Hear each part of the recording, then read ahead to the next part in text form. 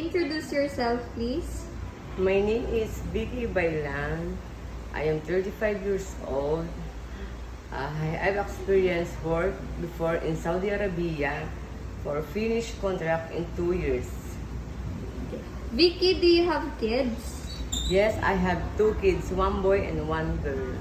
Okay, how old are they? They are 16 and 15 years old. Okay, are you married? No, I am single. Okay, do you have a live-in partner? Yes, Okay. Who will take care of your kids if you work abroad? my mother. Okay.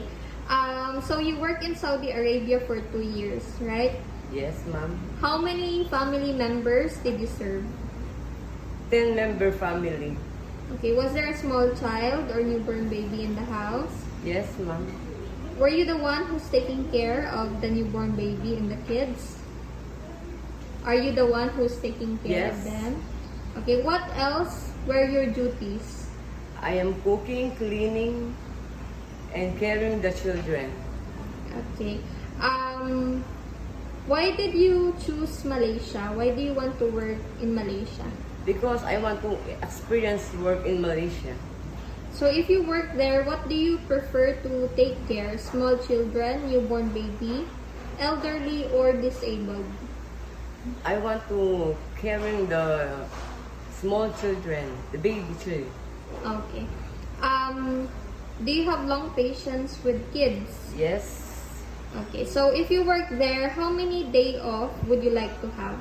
I want to day off within 1 month. You understand that although it's your day off, you won't be allowed to go outside alone? Yes, Okay, with your cell phone, are you willing to not to use it during working hours? yes, Okay. Do you have any allergy with No. any food? no, With pets, do you have allergy? no, Are you willing to work to an employer who has pet inside their house? yes, I am. Okay. Is there any food that you don't eat? No, Okay. Any food that you have allergies with? no.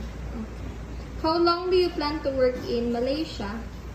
2 years, I finished my contract. But if my employer is good, then I came back again. Okay. Can you tell me what is your dream for your family? I want to build the house for my mother, and I want to finish the study of my children. Okay, well that's it for our interview today, Vicky. Thank you so much for your time. Thank you also, ma'am.